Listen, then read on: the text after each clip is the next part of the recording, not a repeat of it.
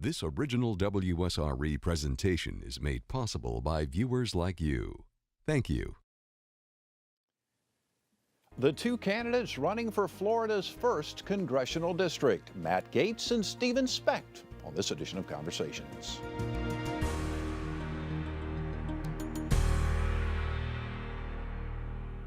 And a very pleasant good evening, everyone, and welcome to a special live edition of Conversations. I'm Jeff Weeks. When longtime District 1 Congressman Jeff Miller decided not to seek re-election, there was no shortage of Republicans who wanted his job. After a competitive Republican primary contest, Matt Gaetz emerged as the party's nominee. Gaetz will now face Democrat Stephen Specht, who was unopposed in the primary. Both gentlemen are joining us this evening for this special edition of Conversations. This is not a debate, but as the title of the show indicates, a conversation, an opportunity for you to get to know these candidates on a personal level, as well as understand their views and opinions on issues important to Florida's 1st Congressional District and to the nation as a whole. Matt Gaetz has served in the Florida House of Representatives since 2010. He is perhaps best known for sponsoring a bill to legalize a non-euphoric, non-smokable form of medical marijuana, known as Charlotte's Web. The strain has been shown to help prevent seizures. Gaetz is also known for his stand on gun rights. In addition to serving in the Florida House, he is a practicing attorney with Keefe, Ankers, and Gordon in Fort Walton Beach, Florida. Gaetz holds a bachelor's degree from Florida State University and a law degree from William & Mary. Stephen Specht is an Air Force veteran who worked as an airborne cryptologic linguist in Operation Enduring Freedom. He also worked as a contractor with Marine Corps Special Operations. He holds a bachelor's degree from the University of Florida, a master's in international relations from American Military University, and a law degree from Florida State University. Gentlemen, thank you so much for joining us and welcome. Thanks, Jeff. Good to be here. Open question to both of you. Why do you want the job? Well, I'm deeply concerned about the direction of the country, Jeff. As I've knocked on over 10,000 doors throughout our district, there is a great sense of frustration that it hasn't really mattered which political party we've elected over the last 10, 20 years. Both sides have been working for the same special interests, and that's a problem. We have real challenges we've got to face as a country. Tax reform, regulatory reform. We have to deal with the challenges of illegal immigration. For the last 6 years, I've served in the Florida House of Representatives, and I've had a front row seat to the failures of Washington, and I'm hoping to bring a record of bold conservative reform to a town that badly needs it. Stephen, what about you? We live in a world where Congress can't even do the most fundamental job of passing a budget, and I'm sick and tired of it. I've served my country in military uniform, and I feel like we need to send more people like me to Congress that have demonstrated they know how to put the country first. That uniform is a tangible representation of my service. I don't bring any sort of campaign partisan rhetoric. I bring ideas, I bring a conversation, and I bring the ability to walk across the aisle and meet people halfway. You're kind of new to the political arena. What skills do you bring to the table that'll make you a good congressman? Well, the fact is I've got the same educational background as my opponent. I understand the legal system. I understand the Constitution. I'm actually published on constitutional issues. And the ability to engage in ideas, engage in what both people believe. There's different views, different ideologies, and there's a way to thread the needle. There's a way to compromise and bring everyone to the table so that everyone wins instead of shutting down the government yet again or being cutting veterans funding at the last minute or any other form of discretionary spending that always comes as an afterthought to congressmen that aren't meeting their paycheck. Matt, what skills do you bring to the job? Well, I'm hoping I bring a record of legislative success that's improved quality of life for Northwest Floridians. I think at the end of the day, in any political campaign, usually most of the people running want to improve quality of life for those we seek to serve. The question is tactically how to go about doing that.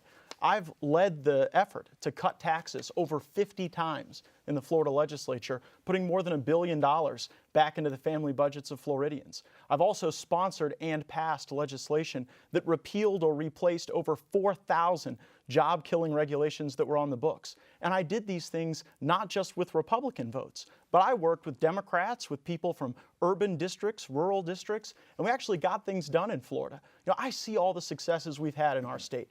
Balancing our budget, cutting taxes, rolling back regulations, protecting gun owners and preserving unborn life. And I think that many of those skills that I've tried to hone here will be helpful to try to bring people together in Washington to solve these great challenges we face.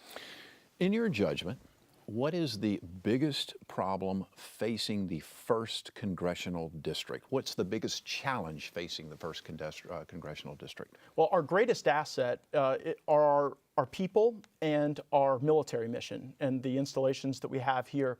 And the next congressman from District 1 has to recognize the fact that all over the country, people would love to peel away parts of the mission that we have here, whether it's the Gulf Test Range, 7th Special Forces Group, 6th Ranger Battalion, or whether it's the great mission we have at NAS Pensacola, Whiting Field, at Corey Station, where we could become a cyber center of excellence. So I think the next member of Congress has to be able to defend our mission with a whip and a chair if necessary.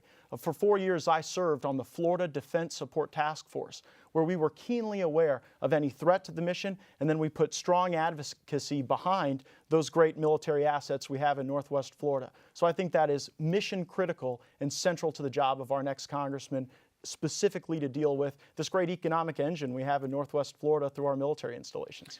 Stephen, I'll pose the same question to you, and that is, what's the biggest challenge for the 1st Congressional District? I think the biggest challenge for the 1st Congressional District is the biggest challenge that the nation faces as a whole. We've got a $19 trillion debt, we've got a bloated government, and we've got politicians that stand by their careers rather than actually doing their job and working for the American people.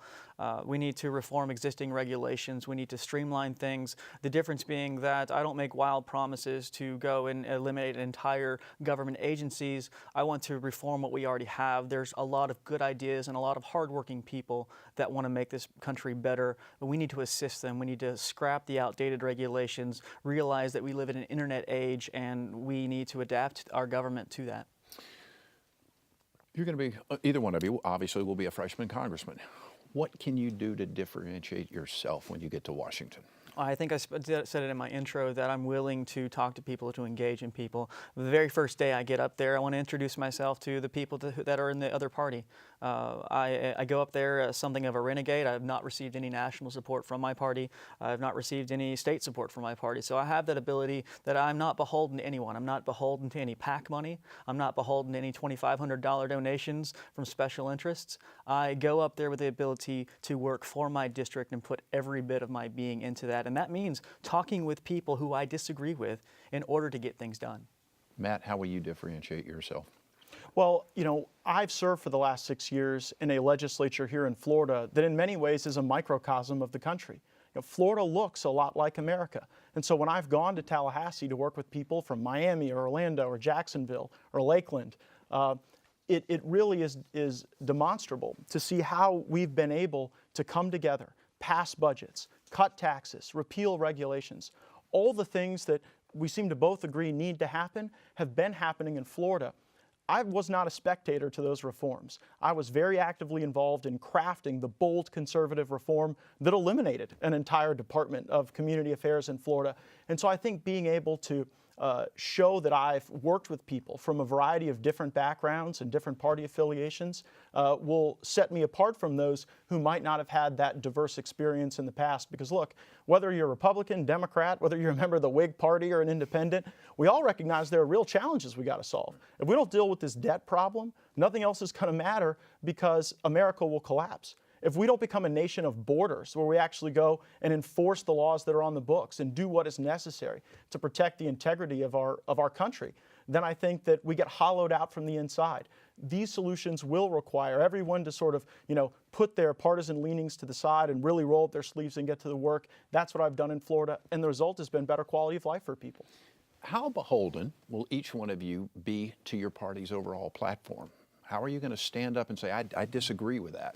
Well, let me start by saying I agree with much of what Speaker Paul Ryan is doing in the Congress. He's saying that Republicans can no longer just be a party of opposition and of anger. We actually have to step forward and propose a better way, an agenda that shows the country what life can be like if we have a strong defense, a fair tax code, a regulatory system, and a criminal justice system that work for everyone. So I'm excited to go stand behind that agenda and fight for it. Now, there have been times in Tallahassee where I've had to stand up to members of both political parties. And there were 160 members of the Florida legislature, Jeff, and only 2 of us voted against a bill to give driver's licenses to illegal aliens. So it hasn't bothered me in the past to stand against both parties when necessary, but I'm very excited about the leadership that Paul Ryan has shown to put forward a bold conservative agenda. I'll be the first vote for it.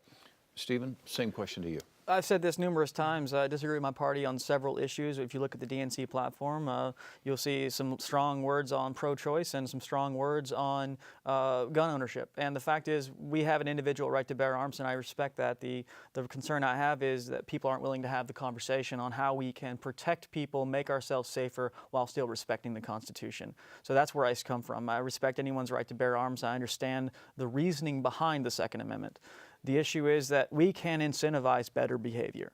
If we did something like a tax deduction on gun safes, people would store their firearms more responsibly, and then you'd cut down on accidental discharges from children, you'd cut down on teen suicides, you'd cut down on the 2,500 stolen firearms that enter illegal commerce every single year, just by incentivizing better behavior in a manner that respects the Constitution.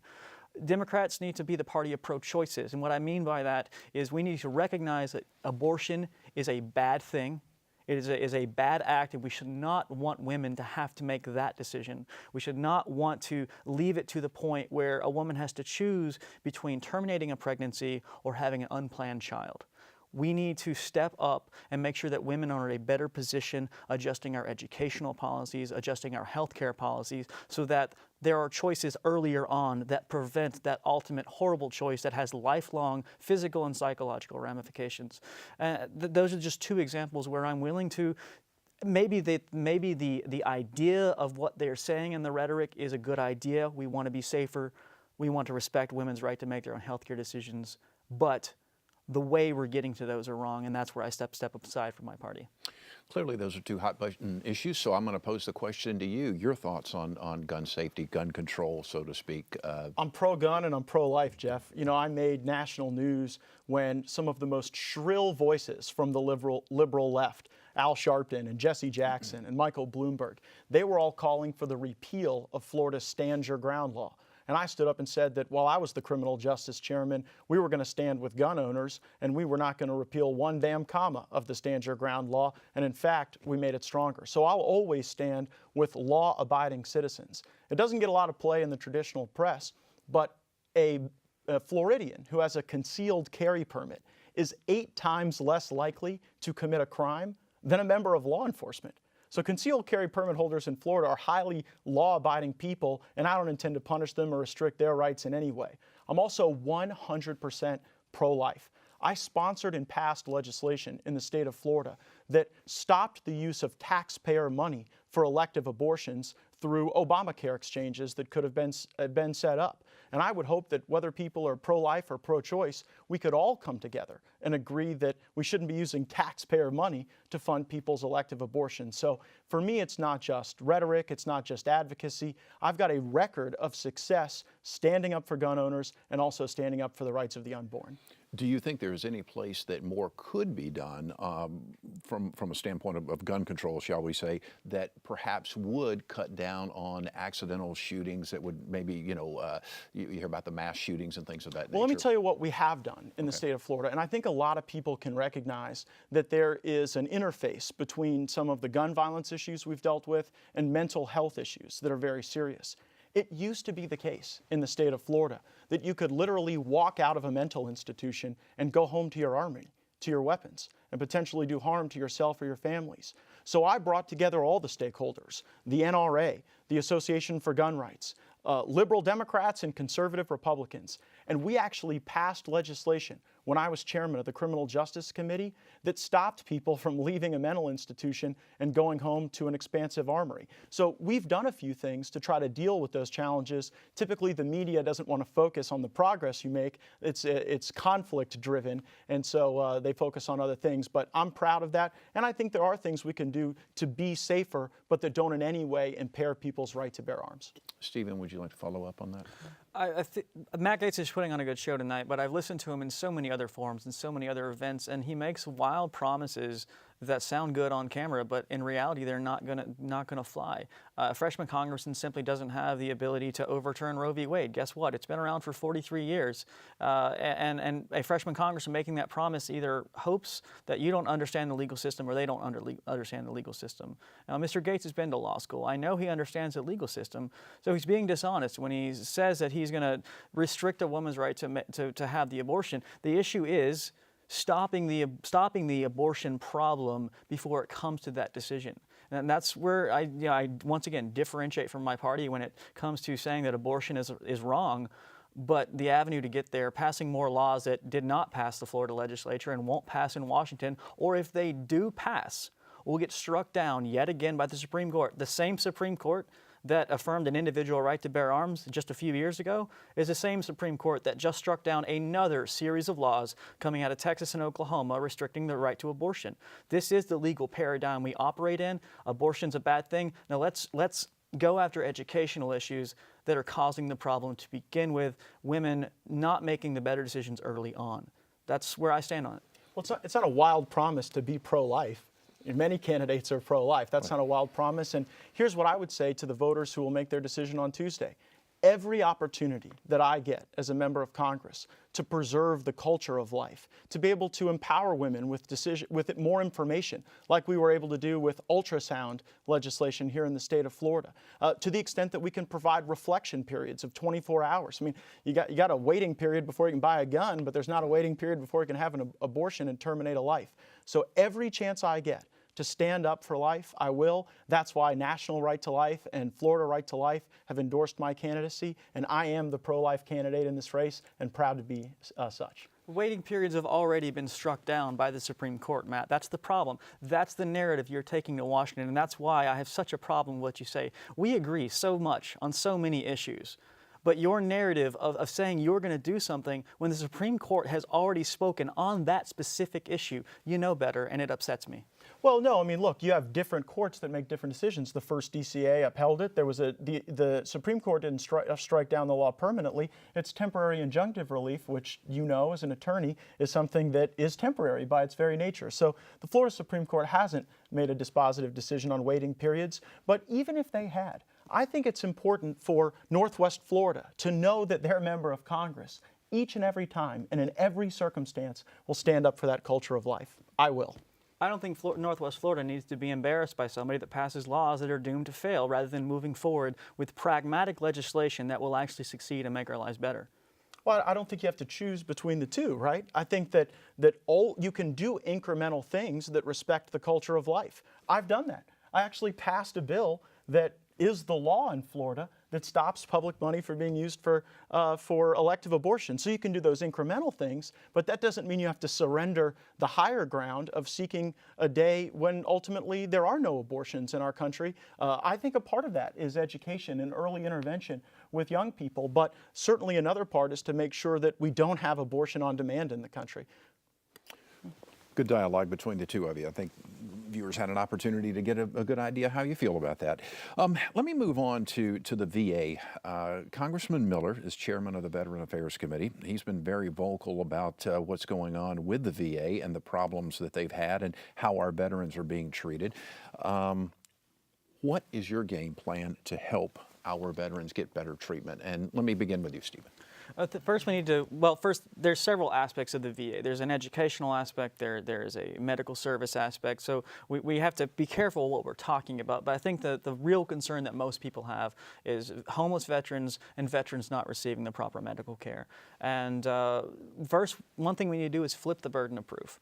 Right now, you have to prove that your issue is service-related. Oh, my dad was on a naval carrier in Vietnam, and every now and then gas lines and water lines got mixed up. You had some unskilled people making some bad mistakes. And my dad would tell stories about being able to see a line of separation of fuel in the water, when you got your drinking water. So he has kidney issues as a result of that. Now, he's got a Naval Academy saber in his attic. He's got a military uniform in the attic. But guess what? The VA records were destroyed in either a fire or a flood, depending on which incident occurred. And now he has to go back and prove that he served in the military at all. A simple DD-214 or other record should be sufficient. You were in combat, you were in that area. So flipping the burden of proof is the right conversation.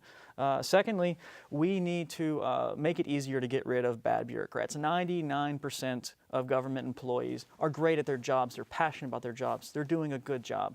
But having served in the military, I knew contractors that could not be fired. They weren't doing their job, and you had to have 3 years worth of paperwork to get rid of them. So you've got a lot of low-level bureaucrats right here in Pensacola at this VA clinic. I've heard the same name so many times, this patient advocate that instead of doing his job of advocating for patients is actually defending the VA and delaying paperwork.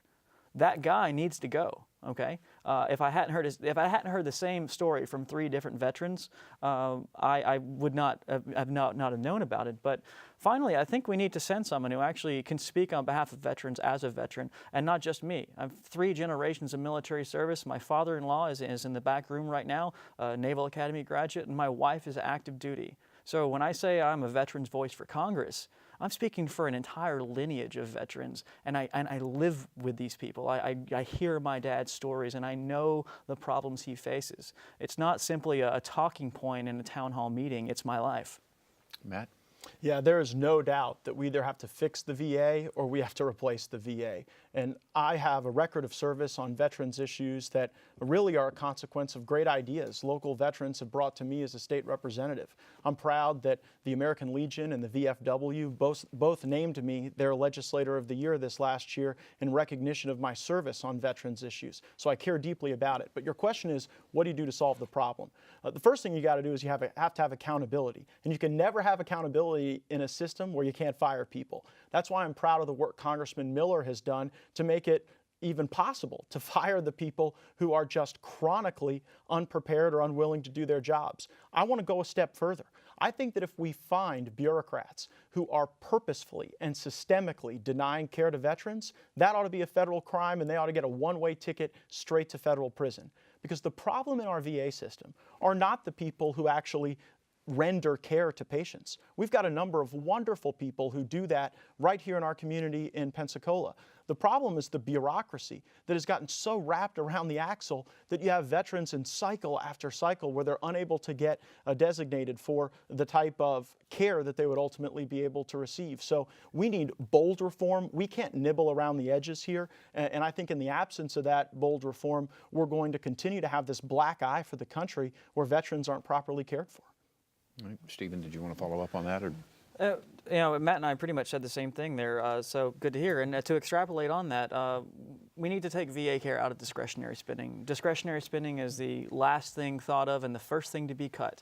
We can reasonably predict the VA care we're going to need based on the wars we've been in. If we go to war with a major nation right now and have to have a plus up of 500,000 troops, we can reasonably believe that in 2 to 5 years, those 500,000 troops are going to be eating out of the military, and they're going to need care. So I think rather than have it be in the discretionary spending pot, it should be retroactively tied to recent military engagements. Knowing that we were going to have 200 troops come back bloodied and banged up from Iraq and Afghanistan, we could have anticipated these needs. If we're going to go to war, then we need to make the financial commitment ahead of time rather than making it be the cause of last resort after the conflict's over. Yeah, absolutely agree. I'm glad that both Stephen and I believe that the VA is an area that's in terrible need of reform. Let's talk a little bit about the world of politics, campaign finance reform, term limits, and things of that nature. Are you for term limits at the congressional level? Yeah, absolutely I am. You know, in Florida, we've got a system where we have 8-year term limits under the theory that 8 is enough. I would support 8-year term limits. I would support 6-year term limits. I would support 10-year term limits. Really anything that gets that conversation going will earn my support. And here's why, Jeff. In the state of Florida, there was a shot clock on. And so if there were priorities that you cared about, I cared about tax reform, regulatory reform, standing up for the unborn and for gun owners. You had to get that work done within the period of time you had. And it created an ecosystem of working together and focusing on solutions. You see, in Washington today, there is no shot clock. And you've got a bunch of petty politicians who sort of pick at each other. And I think that if we were more focused on the work, we would have better outcomes. Term limits is one tool to get that done. Stephen? I actually headed up an organization that was focusing on term limits. Obviously, we didn't succeed because we still got the same problem. But I think we got the House of Representatives and the Senate. I think the House should be limited to about 10. I think the Senate needs to be a little bit longer than that, simply for the fact that you need the senior mentor, the senior legislator.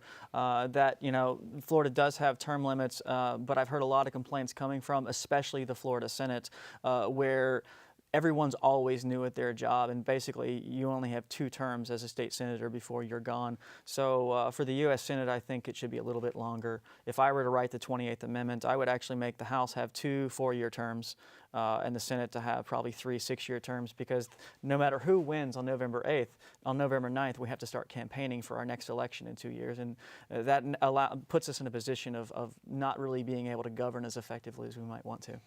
Which brings me to another question about campaigning. 60 Minutes earlier in the year did a rather in-depth piece on what congressmen and women were having to do in order to raise money, and how much time was actually being spent raising money as opposed to legislating. There's something called the STOP Act, I'm sure both of you are aware of, and basically the idea is proposed that you would not be able to directly, or congressmen, men and women, would not be able to directly solicit funds. Your thoughts? I think it's hard to take politics out of politics, Jeff, and the challenge with the STOP Act is that then who would do the fundraising? You would just create this new subculture of fundraising activity that could potentially be less transparent. I think that campaign finance reform that we've had has gone a long way to get corporate donations out of congressional campaigns, and I really am concerned about dark money. And that is money that enters politics without really knowing where it comes from or who gave that money. There were super PACs during the Republican primary that were attacking me, and I had no idea who was funding them, and so that made it harder to be able to respond. So I think that so long as everything is transparent, the voters know who are funding the campaigns, I think we'll have better elections as a consequence. Stephen? Agreed. The fact that I can't individually solicit funds from friends and family as a starting point bothers me. And then moving on, you should be able to deliberately ask for funds from the people that you know. But, we really need to rein in the lobbyists. Allowing access from lobbyists directly to congressmen rather than it having to be a grassroots thing coming from your district is always a problem, and that's where a lot of the money's flowing in. I have to hit you, Matt. Your name is tied to a criminal complaint right now in the state of Florida because of your PAC money. So I have trouble listening. Well, that's not true, Stephen. My name has never been implicated in any criminal complaint. That is borderline libelous to say. So you can't say that. There are outside groups that supported my candidacy, and there are outside groups that attacked me as a candidate. One example, the Humane Society. I didn't know that they were such big fans of mine, but I fought hard for animal welfare legislation. And so the Humane Society sent out mailers that indicated that I was a strong advocate for animal welfare. There's nothing nefarious about that because it was fully disclosed. But there are other circumstances where there's dark money that isn't disclosed, who's spending it. And I think that's what we've got to get out of politics, because there's no way for the public to know then who is participating in electioneering. You were a member of state PACs that routed money through a federal PAC that ultimately gave to your campaign a federal candidate when Florida state law precludes state PACs from funding other than state candidates. That's the problem, Matt. So yeah, your name's not listed in the criminal complaint, but the PACs you were a member of are. But you said that earlier. So I'm glad we've cleared that up then. Initially, you indicated that my name was implicated. Now you've confessed that's not accurate. And so I think that's important for our viewers and our listeners to understand. But of course, when I was a state legislator, I led organizations whose sole purpose was to raise money to get more Republicans elected to the state legislature. And the reason I did that is because with Republicans running the state of Florida, we've cut taxes, we've repealed regulations, we've protected gun owners and the unborn. So I wanted more people that shared those goals, and certainly raised money for them, campaigned for them, and would do so again. I sure hope that in the Congress we have a Republican Congress, and that Paul Ryan is the Speaker, and that we can go forward and get the Better Way agenda passed. As long as everyone knows that the money you raised ended up in your pockets via a federal PAC in violation of state law. We can name the PAC or name Matt Gaetz. I couldn't care less. Well, again, my name is certainly not involved in anything like that. Federal law does not allow any coordination between outside groups and campaigns, and in every way I've complied with that law. Okay. Fascinating conversation this evening on the special live edition of Conversations. Matt Gaetz and Stephen Specht, they're both running for the 1st Congressional District, and we are going to continue our conversation with them in just a couple of moments. Hope you'll stay with us on this live edition of Conversations. You're watching WSRE Television, PBS for the Gulf Coast. We're back in a couple of moments.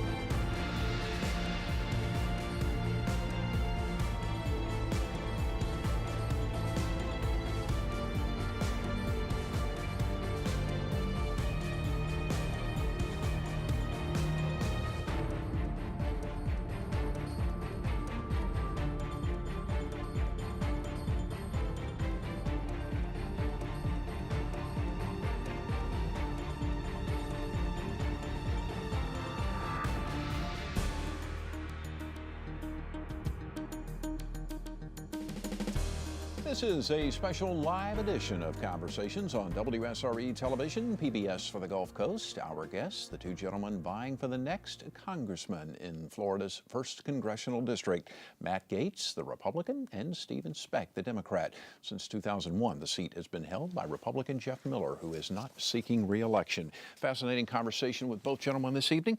There's been an awful lot of talk in, particularly at the presidential level, about trade and how we should approach our various trade agreements.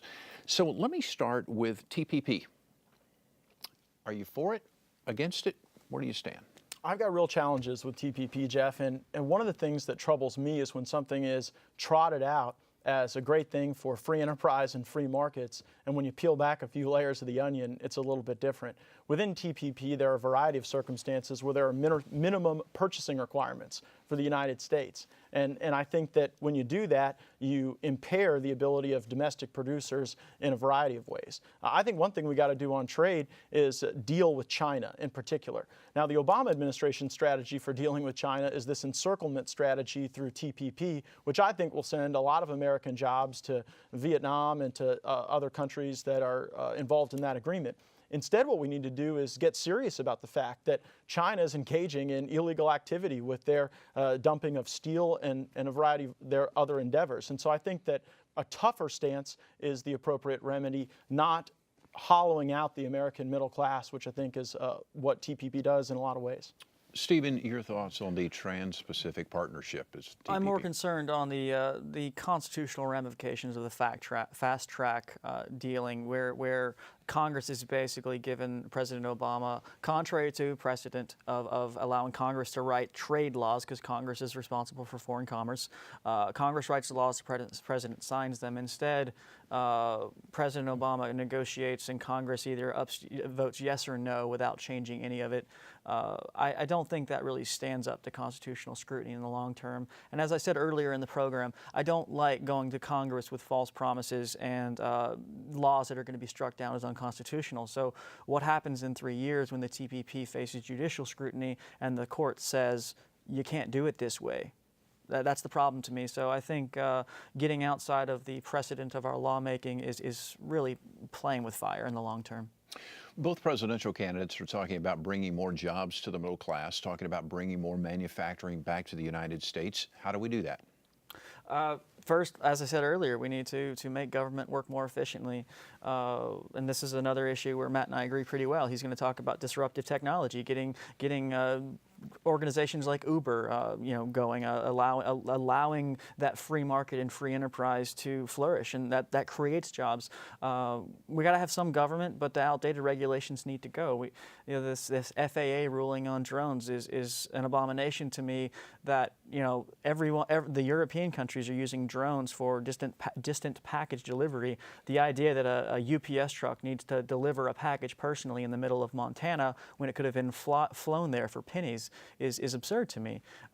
So we need to really realize that we are not in a horse and buggy age anymore, and look at the new technology that's coming online as far as allowing jobs to flourish. Matt? Yeah, Donald Trump has laid out what I think is a pretty bold policy proposal that allows companies to be able to repatriate capital back to the United States without facing egregious tax consequences. So I think that is one tool in the toolbox to try to be able to bring some of those jobs back, bring that capital back, and then to create those incentives within the economy where people want to invest in America again. Now, you've asked the question from its broadest possible context throughout the country, but I think Northwest Florida's next member of Congress needs to look for specific opportunities in our district to expand our manufacturing profile. I've met with some of the leadership team at Airbus over in Mobile, and they view Florida's 1st Congressional District as a ripe opportunity to be able to extend out their supply chain and supply line. We've got this great workforce of people who have done maintenance and repair on aircraft and other military equipment that are perfect for application in the civilian economy. We just need the jobs here and the ability to be able to attract that manufacturing activity. I did something about it as a state legislator. When I was chairman of the Finance and Tax Committee, I ended forever the sales and use tax on manufacturing and machining equipment. That makes Florida a more competitive and a more attractive place to come and make those purchases and make those investments. My hope is with those policies that I've passed, along with our geographical advantages with Airbus and Mobile, we can see a manufacturing renaissance occur in the Florida Panhandle in the very near term. Stephen, I'll ask you, how would you envision manufacturing here in the 1st Congressional District? We've got to look back at the educational base, and yeah, we have a lot of skilled labor here, but overall, the 1st Congressional District is distantly behind national averages when it comes to high school graduation rates and ultimately skilled labor in an aggregate level. We need to return local control to educational institutions. We need to get Common Core off our backs. It was a nice theory. Matt and I came up under the FCAT standard. It was a good theory, but the theory hasn't panned out, and Common Core is just a replacement for a failed institution of FCAT at a national level. Return control of the teachers to the students, get funding back in schools for vocational training, tailor federal subsidized loans to careers that are growing, needed career fields, vocational STEM research career fields. Ultimately, we need to have a sustainable, skilled job force that is going to be supporting these jobs, because there's only so many jobs that can be filled with low-skilled labor. We've got to have a strong base of workers that can actually bring jobs here. Your thoughts on improving our education system, Matt? Well, this is one area where Stephen and I disagree. I don't think there's anything good that the Federal Department of Education is doing that couldn't be done better at the state level or in the private sector. So a part of my campaign platform is to fight every chance I get to totally abolish the Federal Department of Education. Never heard a teacher say, thank goodness there's a Federal Department of Education. Never heard that from a parent or a student. Now, Stephen disagrees and thinks that, well, we could just tweak a few things with the Federal Department of Education and we wouldn't have to remove it. He actually gave me the nickname Machete Matt because there are so many federal agencies I want to do away with, and I kind of like that nickname. I hope it sticks. You want to follow up, Stephen? We need to use a scalpel. The only thing you can do with a machete is lop off arms. You can perform brain surgery with a scalpel. So I'm Scalpel Steve, he's Machete Matt. Scalpel Steve and Machete Matt. Okay, very good. We've talked about this early on in the program. The elephant in the room is the debt in this country, and it's huge. And my numbers may not be right on, but I'm pretty close percentage-wise. And I'm sure you gentlemen know this, but I just want to share this with the audience. When we take a look at the federal budget, okay?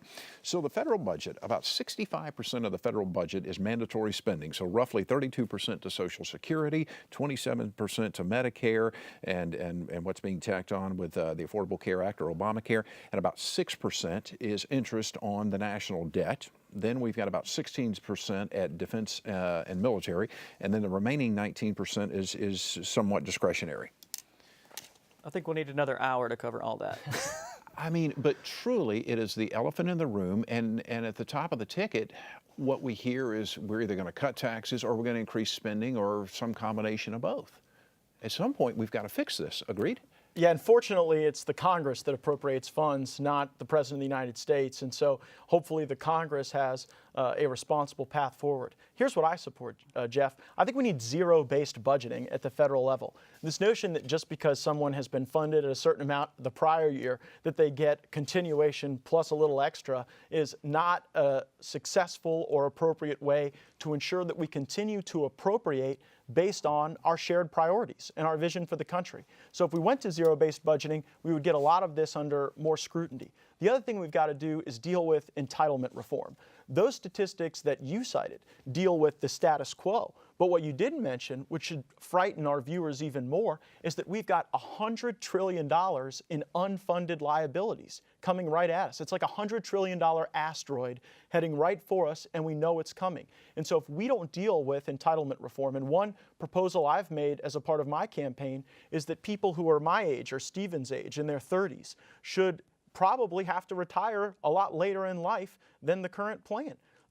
People who are on Social Security now, people who are about to be on Social Security should not see any change that is negative as a consequence of their planning. But younger people are going to have to work harder and work longer before they retire.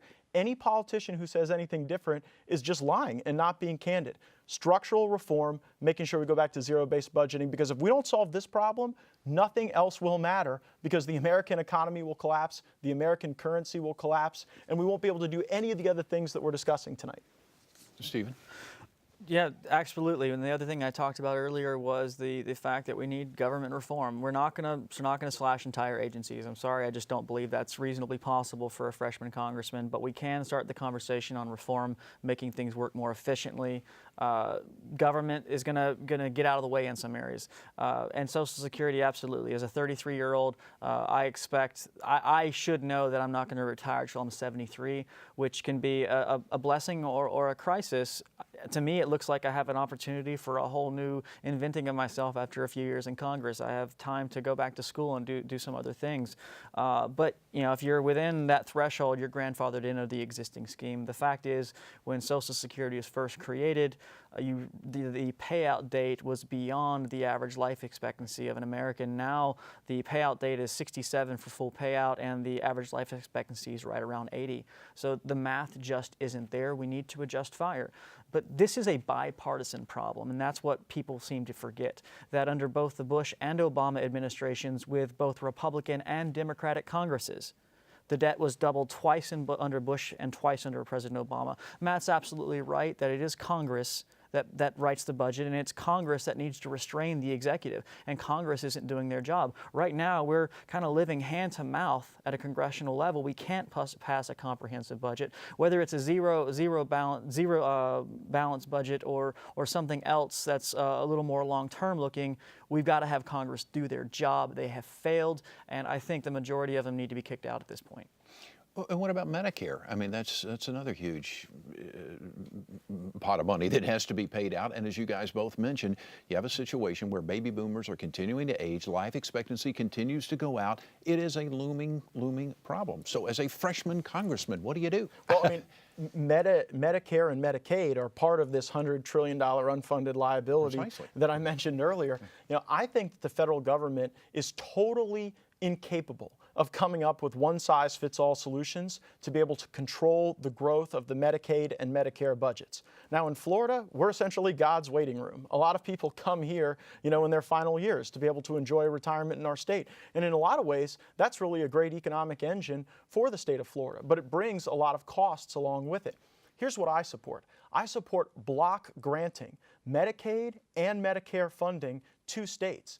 That way we get to realize this great federalist system that our founders promised us, where different states would try different efficiencies, different cost-cutting regimes, and then the best practices would emerge and would be copied, but you wouldn't have the federal government tying the hands of states that wanted to do innovative things. You know, I voted for legislation that would have put a work requirement on people on Medicaid who were able-bodied. They could go out and donate time to, you know, a city hall or sweep the streets or perhaps with a nonprofit organization. And the federal government said they wouldn't give a waiver for that legislation because it didn't fit their rigid paradigm.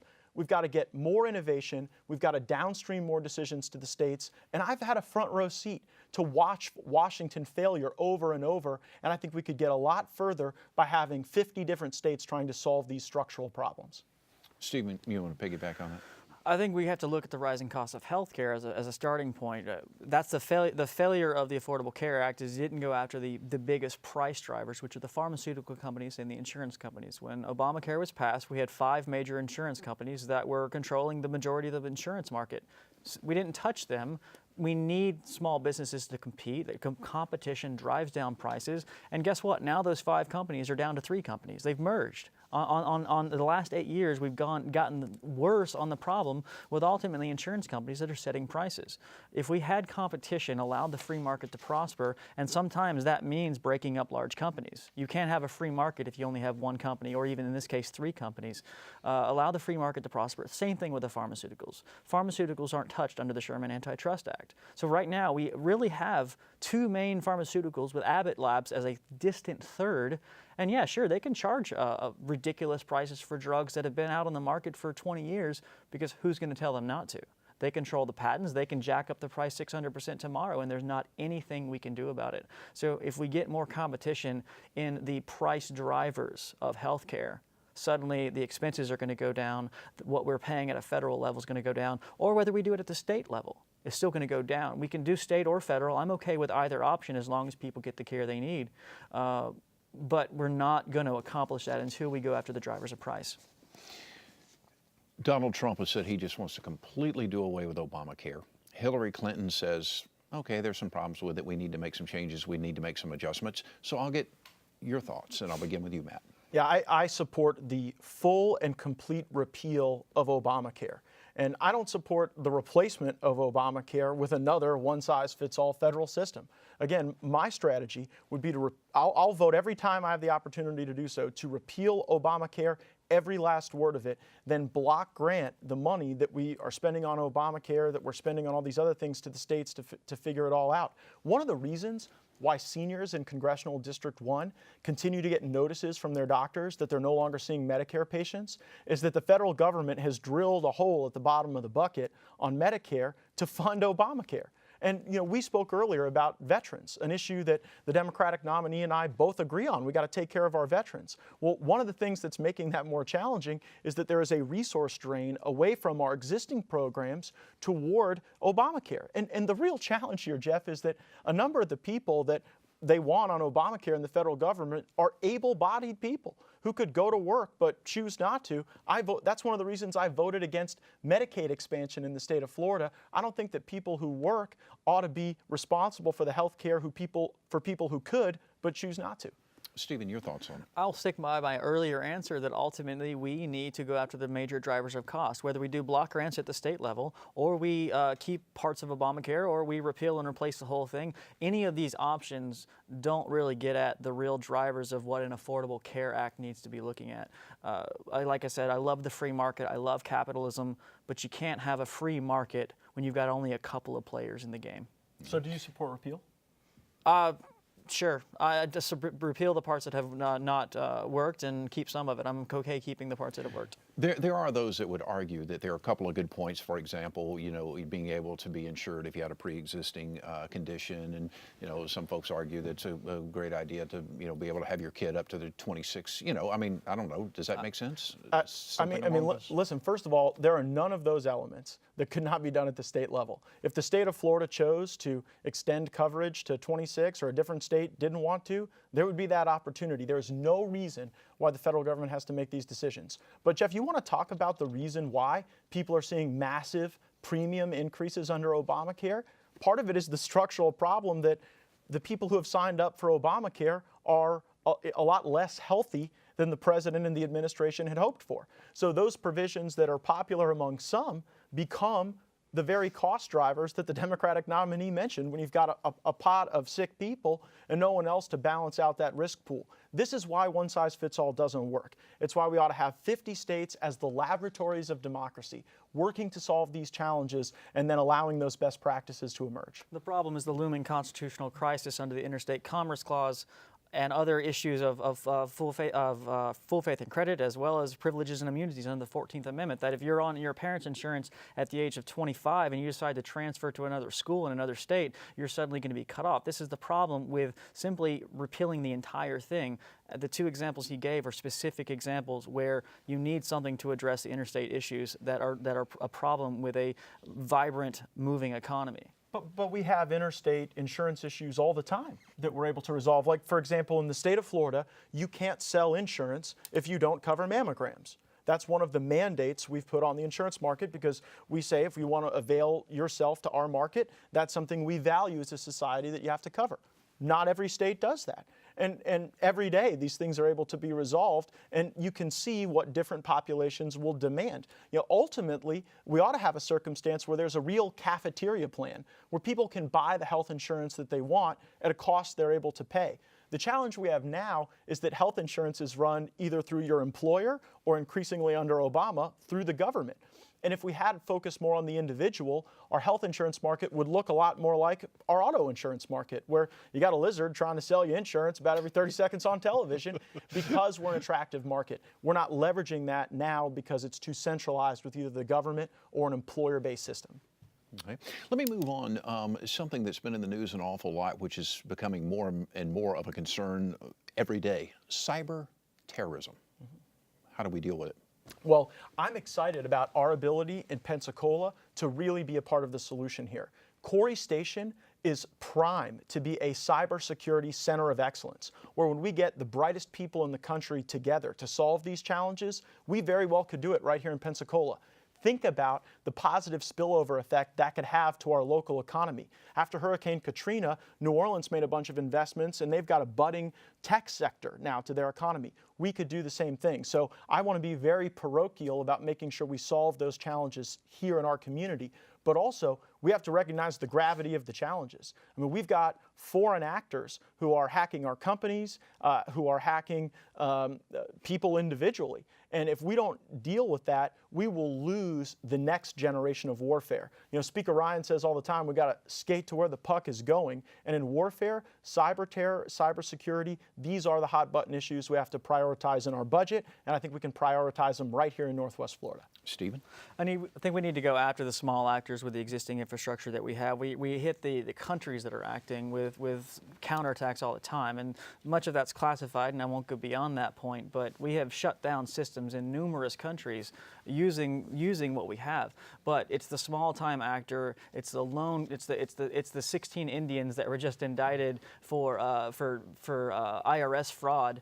That are the problems. That they are the ones. It's the small-time actors. We need to look smaller. Just with real terrorism, typical conventional terrorism, it may not be a state actor that's doing it. It may be 5 or 10 guys in a basement somewhere that are doing it. So yeah, Corey Station, we need to support that, and my wife works there, so I like the job security that we have from supporting that. But until we can become more flexible to go after small-time actors, realizing that state actors are not always the threat, we're not going to get anywhere. I'm getting close on time here, about 5 minutes left, so I'll ask you to both to kind of keep it short on this, but let's talk about dealing with illegal immigration. Your thoughts? And I'll begin with you. The first thing we got to do is we got to stop incentivizing illegal immigration in our country.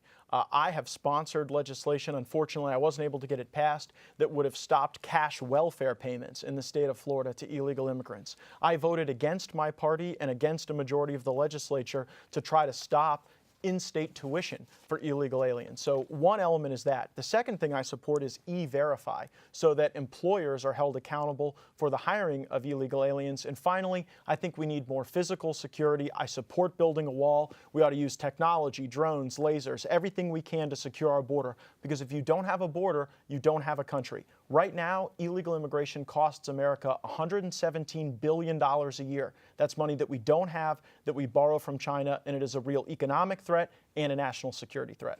Stephen. A lot of the money that it's costing us is because of bloated government agencies, and for someone to be so vocally critical of the federal government and alleged incompetence we're going to have to create an entirely new agency. It's too big for the Department of Homeland Security to take care of.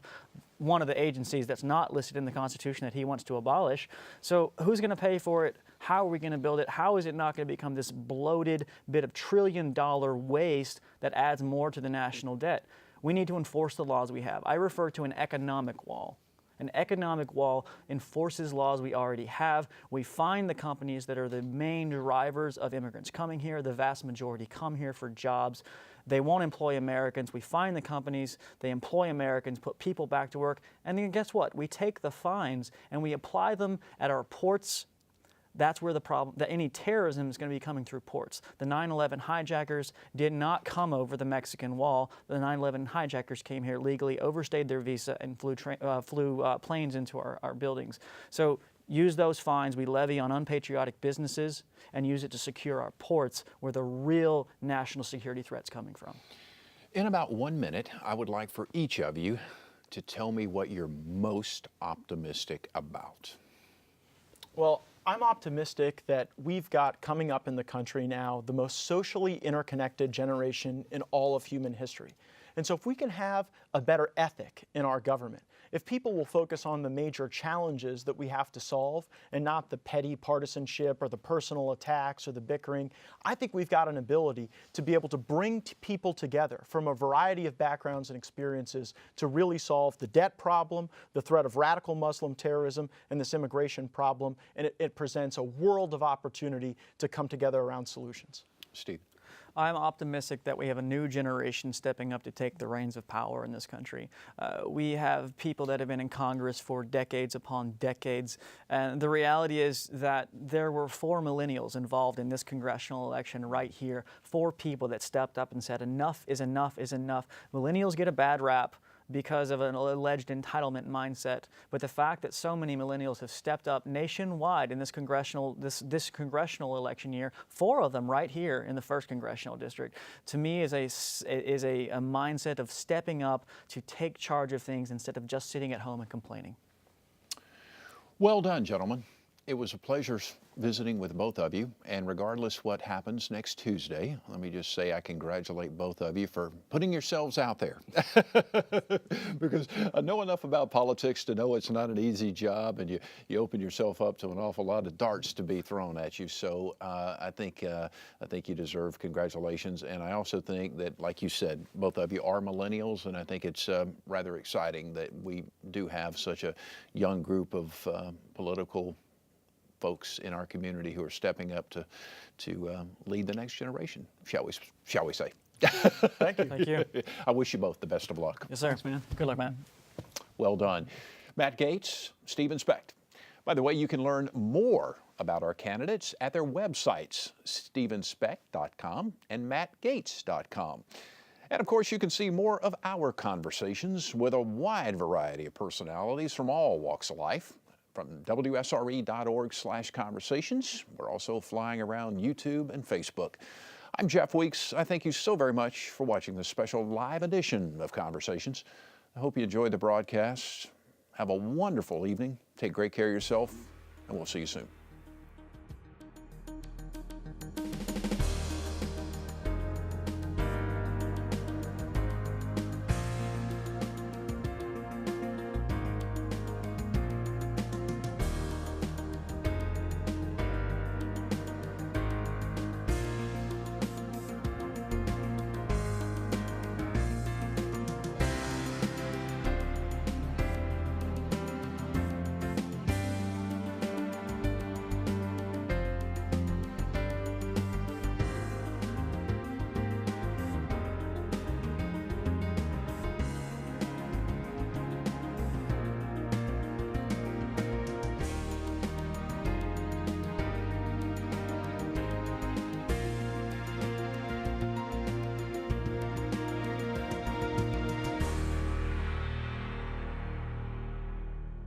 Support for this program is provided in part by these corporate sponsors.